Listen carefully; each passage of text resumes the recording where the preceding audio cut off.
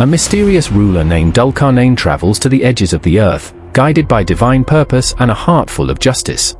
Along the way, he faces wild lands, hidden nations, and a terrifying enemy locked behind a great mountain wall. But a chilling prophecy whispers that the wall won't last forever, and when it falls, the world will never be the same. What happens when mercy meets power and darkness threatens to rise again? This story will grip your soul and leave you breathless till the very last word.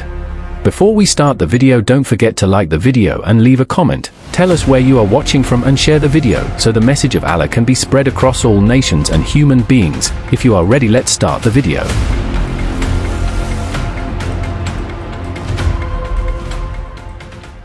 Long time ago, before tall buildings, before cars, before airplanes, there lived a king. But he was not just any king. His name was Dhul-Qarnayn. People called him that because he wore a helmet with two strong horns, one on each side, shining in the sunlight like silver swords. Some say the horns meant power. Others say it meant he went to the two edges of the world, where the sun sets and where it rises. But no matter what the name meant, one thing was sure: Dhul-Qarnayn was a king like no other. He was brave. He was kind. He was wise. And most important of all, he believed in Allah. He did not want to rule just for riches or gold. He did not build towers or palaces to show off. He did not sit on his throne all day. He traveled. He listened. He helped. Dhul-Qarnayn ruled over a strong kingdom. His people were safe. The sky over his land was blue, and the rivers sang with joy. But Dhul-Qarnayn did not sit still. He would look out over the mountains and think to himself, there are people out there, people far away. Maybe they are hungry. Maybe they are afraid. Maybe they are being hurt. I must go and see them. I must help if I can. And so he prepared for a long journey. His soldiers packed tents and food. His wise men rolled up scrolls filled with maps and signs. His horses neighed in excitement. His camels carried water and firewood. The wind whispered through the trees like it already knew an adventure was coming. Dhul-Qarnayn stood tall, holding a long staff in his hand. His eyes looked far into the horizon. The sun was glowing red, slowly dipping down in the west. He turned to his people and said with a deep, kind voice, we go where the sun sets. We go where people cry for help. We go where Allah sends us. And so they rode, and walked, and rode some more. The journey was not easy. There were hot deserts with sand that burned their feet. There were forests full of strange birds and thick trees. There were rivers that roared like lions, and mountains so high they touched the clouds. But Dhul-Qarnayn never turned back. He sang songs to keep his people happy. He told stories at night by the fire. He gave food to those who were tired, and water to those who were thirsty. He was a king who walked beside his people, not above them. One night, as the stars danced above them, a little boy in the group asked, "O king, why do you travel so far? You already have a great kingdom. You already have everything." Dhul-Qarnayn looked at the boy with warm eyes and said, "A true king is not great because of what he owns, but because of what he gives. We travel not to take, but to give, not to rule, but to protect. Allah gave me strength, not so I could sit on throne, but so I could stand up for the weak." The boy nodded slowly, his heart full of wonder. That night, he dreamed of being a king just like Dhul-Qarnayn. After many days and many nights, they came to the edge of the world, or so it seemed. The land sloped down into a great sea. The water looked black and still, like a giant mirror. The sun was almost gone, sinking into the sea like a golden coin falling into a deep well. The air was quiet, the waves barely moved, and in that moment, it felt like the end of time. But they were not alone. They saw people, dark-skinned, strong, and silent, watching the sunset too. These people had no kings. They had no books. They lived in simple huts made of grass. Some smiled when they saw Dhul-Qarnayn. Others looked away. A few frowned. Some of them were kind and good, but others were wild and cruel. They hurt their neighbors. They stole from each other. They made the weak cry, and the old beg for mercy. Dhul-Qarnayn watched them carefully. He did not speak right away. He listened. He walked through their village. He sat with their elders. He gave food to their children. And when the time came, Allah spoke to his heart. "O Dhul-Qarnayn," Allah said, "you have power. You may punish the wicked among them, or you may show them mercy. You choose." Dhul-Qarnayn closed his eyes. He thought of justice. He thought of the pain of the poor. He thought of the kindness of Allah. And then he spoke, "The ones who hurt others, who lie, cheat, steal, and kill, I will punish them, and they will answer for what they have done. But those who do good and live in peace, they will have no fear. I will treat them with gentleness, and God will reward them." The people heard him. Some cried, some ran, but many bowed their heads, and they changed their ways. They began to share instead of steal. They began to speak kindly instead of shouting. They helped the old. They fed the poor. Dhul-Qarnayn did not build a palace there. He built something better, peace. And when it was time to go, the people waved at him. Children ran beside his horse, smiling and laughing. Old men held his hand with tears in their eyes. "Thank you, O king," they said. "You came from far away, not to conquer us, but to care for us." Dhul-Qarnayn smiled. He touched his helmet gently, the two horns shining in the sunset light. "This is not the end," he said. "It is only the beginning, for where the sun sets, the sun also rises, and I must follow the light wherever it leads." And so, the great king rode on, into the night, into the unknown, with his people beside him, his heart full of faith and his mind full of hope. The journey had just begun. Dhul-Qarnayn had done something great. He helped a people who were lost. He stopped the wicked and gave hope to the kind. But his heart was not done searching. His journey was not over. He turned his eyes to the east. That was where the sun rose from behind the earth like a glowing fire. That was where new days began. And Dhul-Qarnayn wanted to go there to find more people, more stories, more truth. So he gathered his people once again. "We have helped the west," he said. "Now we go east, where the sun wakes up the world." The journey was long, longer than before. They walked for days, then weeks. They crossed valleys where the grass was soft and green. They crossed deserts where the wind screamed like a beast. They drank from rivers, ate dates, and shared stories around the fire. But something was different. The farther they went, the quieter it became. No birds, no cities, no voices. Only the sound of footsteps and the wind whispering secrets. The sky turned red each morning, like it was painting the way forward. Dhul-Qarnayn kept going. His eyes were sharp. His heart was calm. Then finally they reached it, the edge of the eastern world. There were no walls,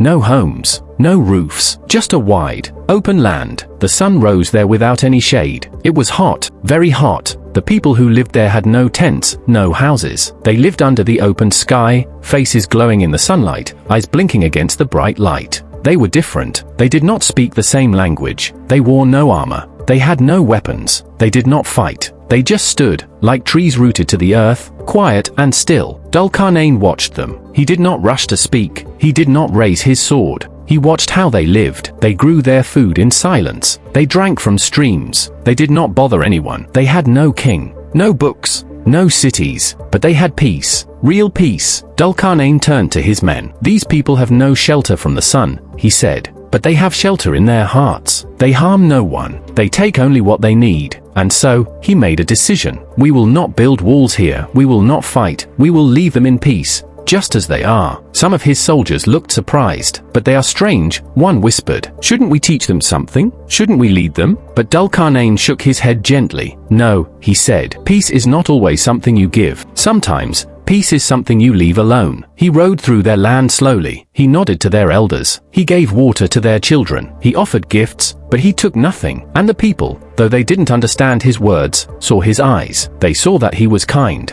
And they smiled. That night, under the stars, Dhul-Qarnayn sat by the fire. He looked up at the moon and whispered, "O Allah, you are the king of all kings. I go where you lead. I speak when you guide. And I am silent when you teach me to listen." He looked at the east, at the place where the sun would soon rise again. "There is a lesson in every land," he said. "And sometimes the greatest lesson is to walk away in peace." And with that, he rose with the morning light. The journey was not finished. There was still more to do, more to see. And soon, he would reach a place where people were crying for help, a place between two great mountains, a place where evil was waiting behind a wall yet to be built. But for now, he rode on quietly, with the sunrise warming his back, and peace resting gently in his heart. The journey east was behind them now. Dhul-Qarnayn had seen the land where the sun rises. He had met a peaceful people. He had learned to step back when peace already lived in a place. But the road was not over. There was still more ahead. And this time, something was waiting. Something dark. Something dangerous.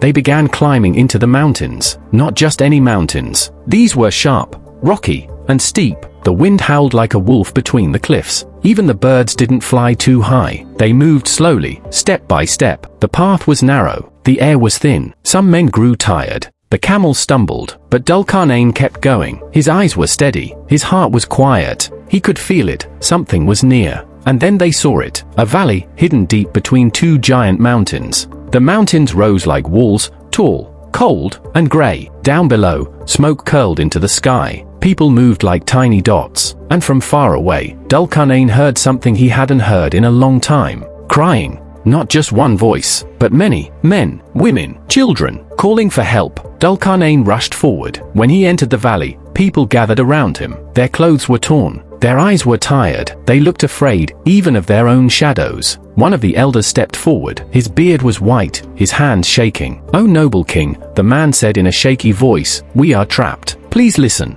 Please help us." Dhul-Qarnayn listened carefully. "Beyond these two mountains," the elder continued, "there are creatures, wild, evil, terrible. They are called Yajuj and Majuj, Gog and Magog. They come from the other side. They destroy everything. They eat our crops. They ruin our homes. They take what they want and leave us with nothing." The people nodded. Some began to cry. "We cannot fight them," the elder said. "We are not strong. We are not many. But you are different. Please, build a wall between us and them. Protect us. We will give you anything." Dhul-Qarnayn raised his hand. The people grew quiet. He looked at the mountains. He looked at the fear in their eyes. And then he spoke, "I do not need your riches. Allah has given me strength. What I need is your hands and your hearts. Bring me blocks of iron. Bring fire. Bring copper. We will build a wall that nothing can climb and nothing can break." The people gasped. Then they cheered. They worked day and night. They carried heavy iron on their backs. They lit great fires between the mountains. The flames roared as red-hot metal melted like rivers. Dhul-Qarnayn stood high above them, guiding every step. The wall rose, strong and tall. It filled the gap between the two mountains.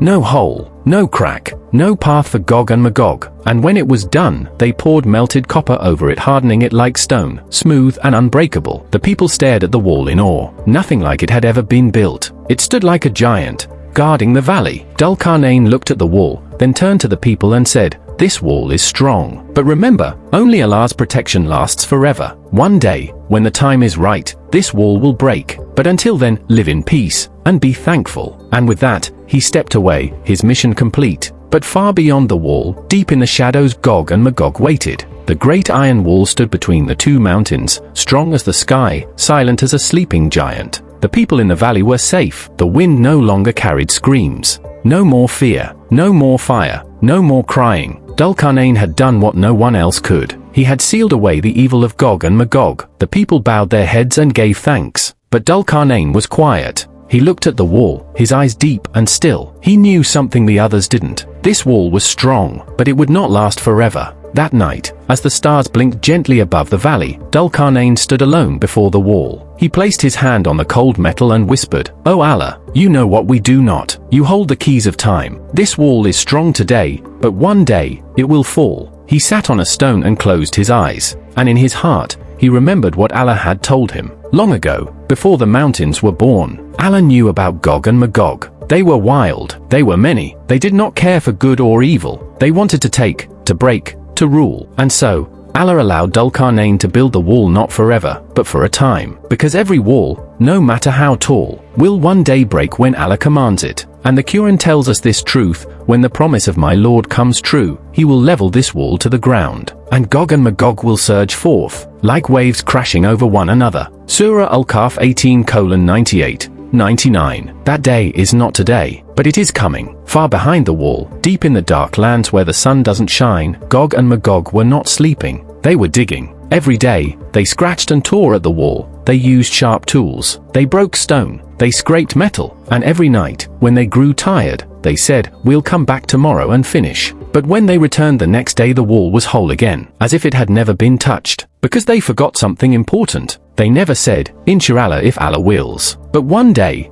in the far future, they will say it. That day, they will return to find their digging has worked. The wall will be cracked, the hole will be open, and the barrier that held them back will be gone. They will spill out like a storm, fast and wild, so many that no one can count them. They will move across the land like waves in the sea, and the world will shake. The people of that time will run in fear. They will cry out to Allah. They will hide in mountains and caves, but there will be no wall left to protect them. The sun will be lower, the skies will be darker, the world will feel tired, old, and close to its end. It will be a sign that the day of judgment is near. But Allah is always in control, and He will send help greater than any war, stronger than any king. He will send Isa, Jesus, peace be upon him, who will return to earth, not as a new prophet, but as a servant of Allah. With Allah's permission, Isa will raise his hands to the sky and pray. Allah will answer that prayer. Gog and Magog will fall not by fire, not by sword, but by a power only Allah holds. and peace will return once more. So even though the wall will fall, and darkness will rise, Allah's light will never go out. He protects, He guides, and His promise is always true. Dhul-Qarnayn looked one last time at the wall. He did not smile. He did not cry. He simply said, "When the time comes, this wall will break, but my trust will stay with Allah." Then he turned and walked away, the wind behind him. His mission complete.